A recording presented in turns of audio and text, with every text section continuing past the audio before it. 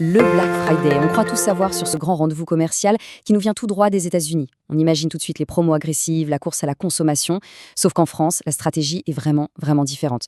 Alors on va plonger ensemble dans ce décryptage pour comprendre pourquoi le modèle français est une sacrée exception. Tout part de ce paradoxe qui est assez fascinant, tiré de la source de notre analyse. L'autrice explique comment réussir un événement auquel, au fond, elle s'oppose. Et c'est justement cette tension qui nous montre toute la complexité et les règles si particulières du Black Friday sur le marché français. Pour bien comprendre de quoi on parle, commençons avec un chiffre qui, franchement, donne un peu le vertige. 398 millions d'euros, c'est le chiffre d'affaires total généré juste pour le Black Friday en France. On n'est pas sur un petit événement là, c'est un vrai poids lourd économique. Et attention, cette tendance ne fait que s'accélérer. Quand on regarde les 5 dernières années, on voit une croissance de 22%. Ce n'est plus juste une mode passagère, non. C'est une véritable tempête commerciale que les entreprises ne peuvent tout simplement plus ignorer. Alors, qu'est-ce qui rend le consommateur français si spécial ? La clé, en fait, elle se trouve dans une distinction psychologique super importante. C'est cette opposition entre deux états d'esprit, celui de la chasseuse et celui de la flâneuse. Imaginons une certaine Camille, une consommatrice comme tout le monde. En mars, elle voit une promo. Elle hésite, elle compare, elle prend son temps. Mais fin novembre, pour exactement la même offre, sa réaction est immédiate. Elle achète.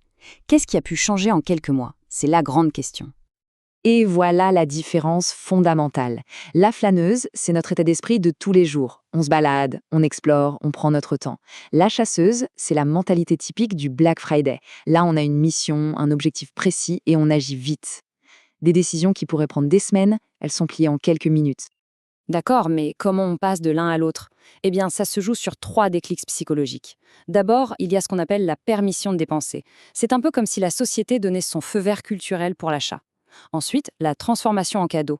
Un achat pour soi peut tout à fait devenir un cadeau pour un proche, et ça double sa valeur perçue. Et enfin, la pression authentique. L'urgence est bien réelle, parce que l'événement est annuel, ce n'est pas une énième promo artificielle. Bon, passons maintenant à la stratégie. Comment tout ça se traduit concrètement ?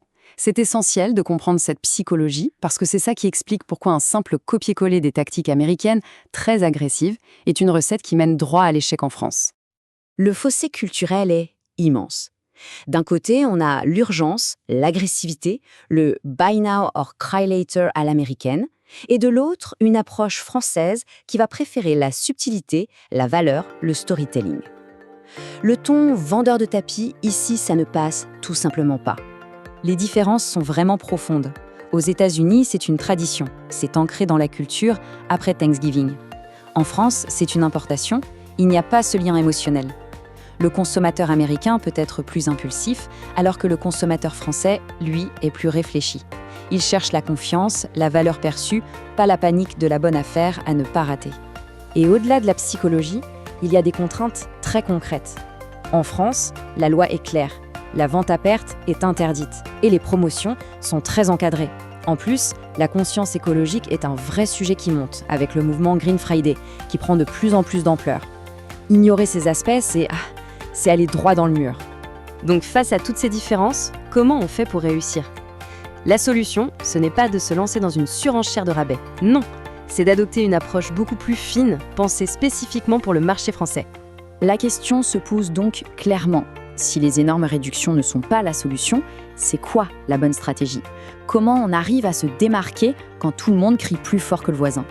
La réponse, en fait, elle est dans la clarté. Plutôt que de s'éparpiller avec plein de petites promotions, il faut se concentrer sur une offre phare, un produit héros. Il faut créer de la valeur avec des lots de produits intelligents, ce qu'on appelle des bundles, plutôt que de simples rabais. L'urgence, elle, doit être authentique, comme les délais de livraison avant Noël par exemple. Et surtout, la stratégie doit reposer sur la connexion humaine et la confiance. Cette phrase, elle résume parfaitement le changement de mentalité qu'il faut avoir. Il ne s'agit pas de brader ses produits. Il s'agit de présenter l'offre comme une occasion stratégique. Une opportunité pour les clients de s'offrir quelque chose de mieux, de se préparer pour les fêtes, de monter en gamme, tout simplement. Et on termine avec la conclusion la plus percutante de toutes. Le secret du succès sur le marché francophone, ce n'est pas une histoire de pourcentage, c'est une question de pertinence. Le véritable enjeu, ce n'est pas de proposer le plus gros rabais, mais bien de donner la meilleure raison d'acheter, ici et maintenant. Je suis sûre que tu veux à présent découvrir le guide ultime de la Girl Boss pour le marché francophone. Clique dans le lien.